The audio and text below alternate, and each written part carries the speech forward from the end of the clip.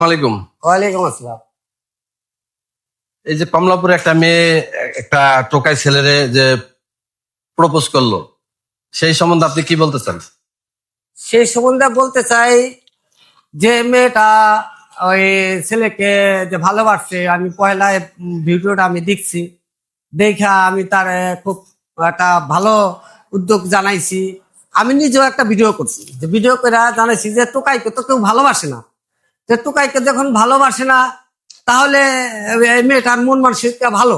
একটা টোকাইকে সে লাইক করছে, সে বিয়ে করবে এরকম একটা মনে করুন তারে দিছে। এর জন্য আমার কাছে ভালো লাগছে যে টোকাইকে তো মেয়েরা সহজে ভালোবাসে না, কারণ মেয়েরা তো এত নিঃস্বার্থক হয় না।